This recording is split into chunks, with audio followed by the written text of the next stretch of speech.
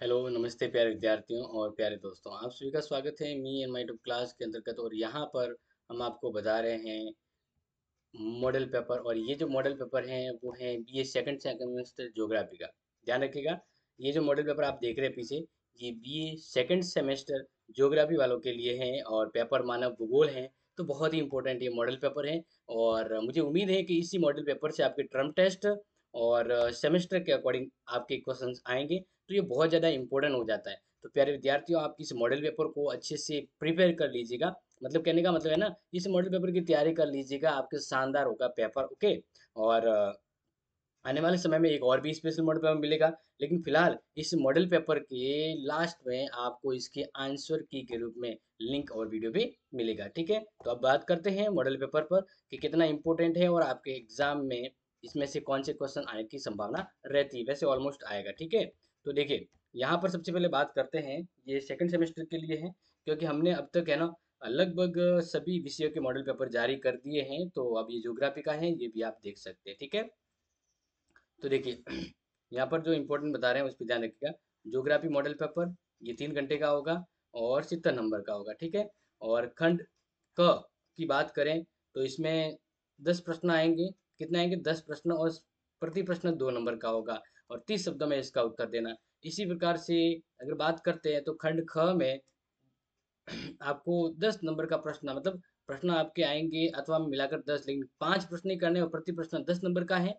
करने कितने इसमें? आपको 5 ही करने, प्रति प्रश्न 10 नंबर के। और बात करें 500 शब्दों से ज़्यादा नहीं लिखनी है, वर्ड लिमिट।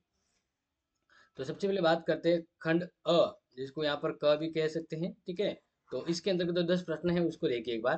पहला, मानव भूगोल की परिभाषा देनी है। अब वो किसी भी विद्वान के अकॉर्डिंग हो, आपको उसकी सर्टिफिकेशन जो परिभाषा है वो देनी है। ठीक है, ये याद रखिएगा। इसी प्रकार से नेक्स्ट यहाँ पर ध्यान रखें, मानव भूगोल का इतिहास से क्या संबंध है वो समझाना होगा, इम्पोर्टेंट। नेक्स्ट है, प्रारंभिक आर्थिक गतिविधियां क्या है, बताइए। इसके अलावा इग्लू क्या है, आप जानते हैं ऑलरेडी।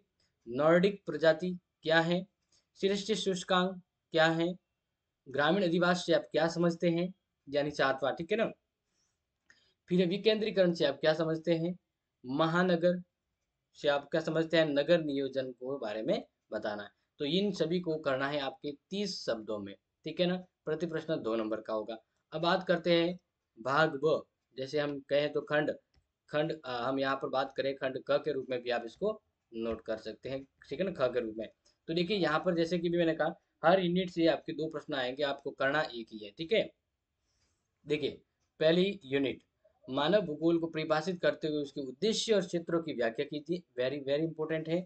एंड नियतिवाद और संभववाद में क्या अंतर है स्पष्ट करना है, और नियतिवाद की अवधारणा को विस्तार से समझाना है। इसी के साथ प्यारे विद्यार्थियों, एक बोनस क्वेश्चन दे रहा हूँ, क्योंकि मुझे पता है कि इन तीनों प्रश्नों में से कहीं ना कहीं एग्जाम में टपकेगा। तो हंटिंगटन के द्वारा दिए गए मानव भूगोल के आवश्यक तत्वों का संक्षिप्त वर्णन कीजिए। तो ये एक बोनस के रूप में रहेगा, फर्स्ट यूनिट में आप इसको अच्छे से प्रिपेयर कर लीजिएगा। ठीक है, नेक्स्ट बात करते हैं प्यारे विद्यार्थियों यूनिट थर्ड को लेकर, अपने टू को लेकर। तो टू में जो प्रश्न रहेगा, बुशमैन जनजाति के आवास स्थल, अधिवा अर्थव्यवस्था और समाज पर एक भौगोलिक वृत्तांत लिखिए। यानी बुशमैन के बारे में पूरा वर्णन करना होगा। क्लासेज आपके अवेलेबल हैं इसकी पूरी। फिर बात करते हैं अथवा में जो रहेगा, वह मानव क्रियाओं पर जल राशियों के प्रभाव की व्याख्या कीजिए। जल राशियों के प्रभाव की व्याख्या कीजिए। एंड देन नेक्स्ट बात करते हैं कि जल, यानी जल राशियों के बाद अपना जो थर्ड यूनिट है ना, उस थर्ड यूनिट को देखिए। मानव प्रजाति से आप क्या समझते हैं, हेडन और टेलर के द्वारा दी गई मानव प्रजातियों के वर्गीकरण का विस्तृत वर्णन कीजिए या उस पर प्रकाश डालिए। वेरी वेरी मोस्ट है ये। नेक्स्ट है, विश्व में जनसंख्या वितरण का वर्णन कीजिए एवं जनसंख्या के असमान वितरण के लिए उत्तरदायी कारकों की विवेचना कीजिए। ठीक है ना, ये थर्ड यूनिट के इंपॉर्टेंट क्वेश्चन हो गए। अब बात करते हैं फोर यूनिट जो आपके इंपॉर्टेंट है।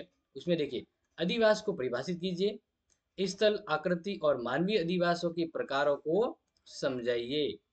वेरी इंपॉर्टेंट है। और इसी के अथवा में फोर यूनिट के हैं, भारत में नगरीय अधिवास प्रतिरूपों की व्याख्या कीजिए।